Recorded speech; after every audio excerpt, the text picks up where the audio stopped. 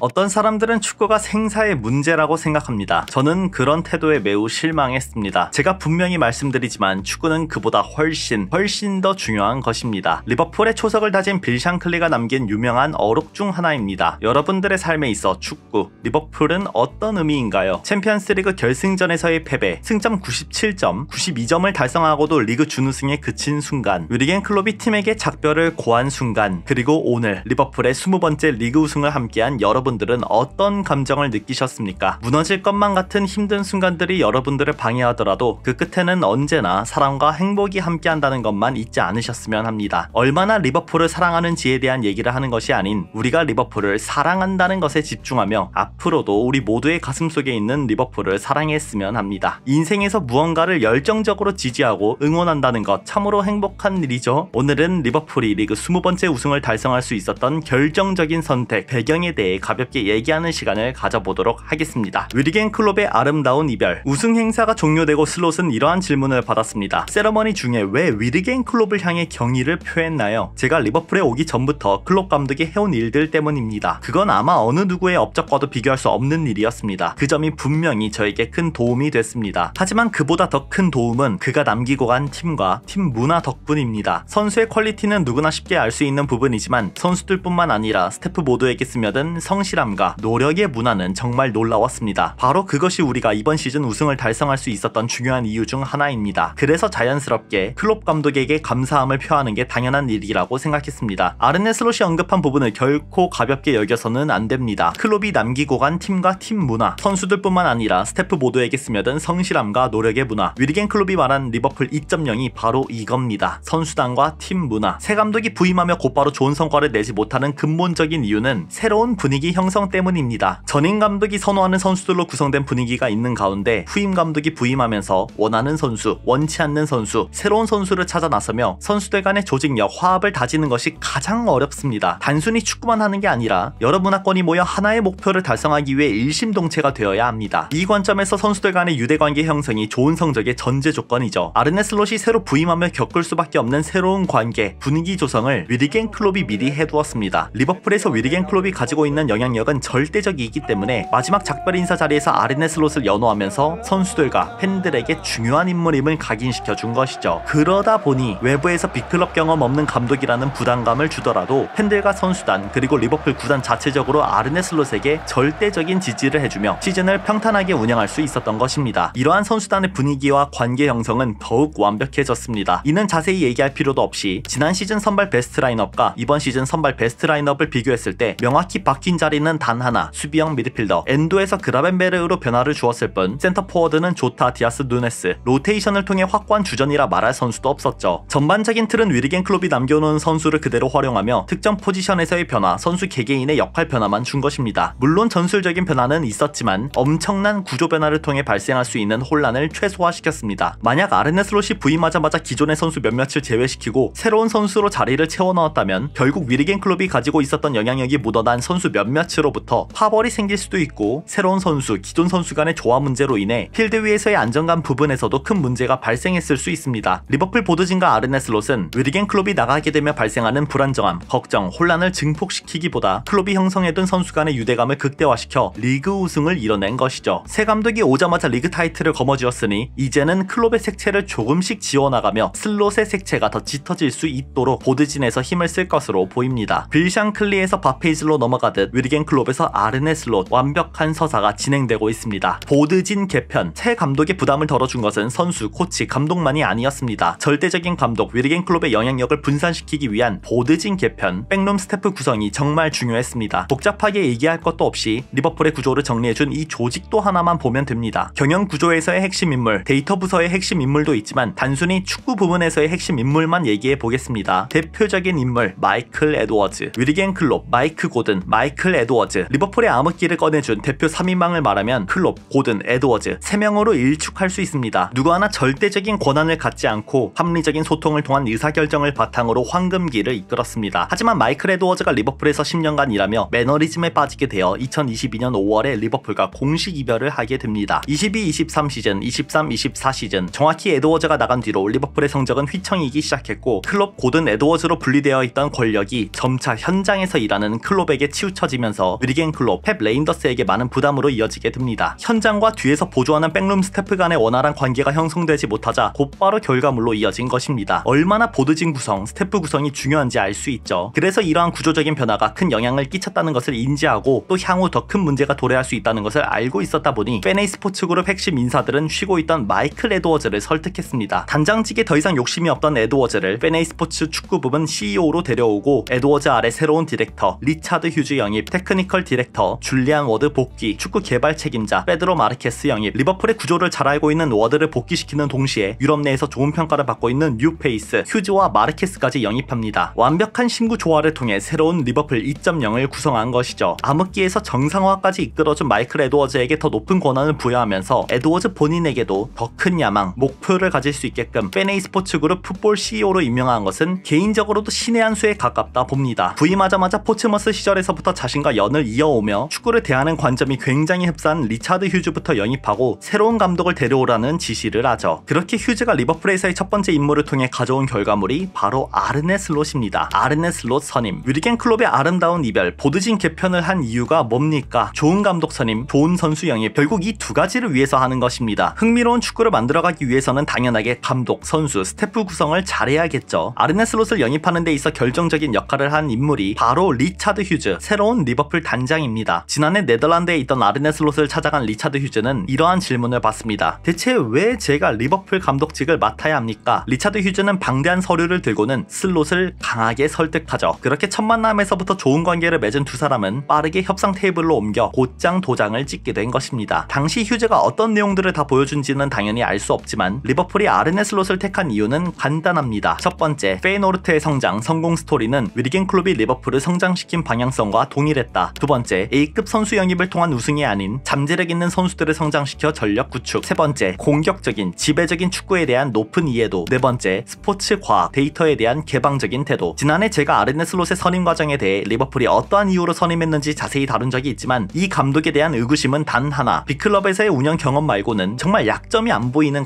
감독이었습니다. 무리뉴와의 설전을 통해 인터뷰 문제가 있다는 말도 있었지만 그것은 무리뉴가 보여주는 축구 방식에 대한 비판적인 사고일 뿐 아르네 슬롯이 무례한 인터뷰를 하는 인물이 아님은 대부분 알고 있었죠. 이제 리그 우승이라는 결과물을 보고 나니까 아, 이래서 데려온 것이구나, 선택에 대한 평가를 인정할 수 있게 된 것입니다. 확실히 매년 느끼지만 리버풀 내부에서 감독, 선수, 스태프 등등 어떤 선택을 하든지 간에 성공에 가까운 결정을 내리는 게 정말 대단한 겁니다. 아무리 좋은 정보를 가지고 있다 하더라도 최종 결정에서 엇나가면 그 전까지의 과정들은 아무런 의미가 없습니다. 어쩌면 운의 영역이기도 하지만 실패 확률을 낮출 수 있는 데이터 해석, 분석의 영역에서 리버풀이 유럽 내 최고의 자리에 있는 게 아닐까 생각해 봅니다. 앞으로의 역사를 두고 봐도 위리겐 클롭과 같이 한 구단의 절대적인 영향력을 지니고 있는 감독이 이탈했을 때 그 공백을 외려 리그 우승이라는 더 좋은 결과로 만들어내는 사례가 거의 없을 거라 확신합니다. 그만큼 위리겐 클롭이 남겨놓은 팀 분위기가 중요했고 리버풀 내부 구조에 대한 이해도가 높은 마이클 에드워즈의 복귀가 중요했고 에드워즈가 선택한 휴즈가 최종 결정한 아르네 슬롯이 핵심이었다. 완벽한 주장단, 필드 플레이어들을 이끌어준 백룸 스태프들의 활약도 어마어마했지만 결국 축구는 선수들이 경기장 안에서 무언가 보여줘야만 합니다. 그러다 보니 감독, 코치들은 언제나 선수의 잠재력에 대해 의심하면 안 되는 것이고 선수들은 자신을 믿어주는 감독, 코치, 팬들을 위해 최선을 다해야만 합니다. 위리겐 클롭이 과거에 이런 말을 한 적이 있습니다. 선수들이 필드에서 제대로 된 경기력을 보여주지 못한다면 그것은 선수의 잘못이 아닌 우리가 제대로 지시하지 못한 책임, 잘못이 크다. 리버풀 정도 되는 클럽에서 선수들이 가지고 있는 실력, 잠재력은 크게 평가할 필요도 없습니다. 그냥 잘하는 선수들만 데려옵니다. 따라서 잘하는 선수들을 하나로 묶는 고참 선수들이 중요한 것이죠. 재능과 실력에 대해서는 스태프들이 이미 다 파악해둔 것이고 훈련, 경기, 피드백, 일상생활을 하며 선수단과 어떻게 융화되고 어떤 마음가짐을 지니고 있는지가 결과로 이어지는 것입니다. 이번 시즌이 시작될 때의 스쿼드를 보시죠. 높은 나이대로 한 명씩 보면 30대에 접어든 선수가 총 5명밖에 없습니다. 반다이크, 살라, 알리송, 엔도, 로버트슨. 그리고 이 5명 중 알리송을 제외한 모든 선수가 자국 대표의 주장직을 맡고 있습니다. 새로운 프로젝트를 구성하는 과정에서 가장 중요한 부분이 바로 바로 리더십 그룹에 있는 선수들의 퀄리티라고 생각합니다. 지금의 5명은 실력, 책임감, 훈련 태도, 경험, 리더십 종합적으로 최상위권에 해당됩니다. 앞서 말한 대로 리버풀과 같은 구단에 입단하는 선수들은 모두 실력과 재능을 인정받은 것이기 때문에 그 재능을 하나로 묶기 위해 책임감, 훈련 태도, 경험, 리더십 4가지 부분이 중요하게 여겨질 수밖에 없습니다. 클롭이 남겨놓은 30대 선수들의 퀄리티가 워낙 좋은 터라 새로운 감독이 오더라도 선수단이 동요되지 않고 기존의 분위기를 유지할 수 있었던 것이죠. 클롭이 나가는 과정에서 클로플의 핵심 선수들마저 대거 이탈했다면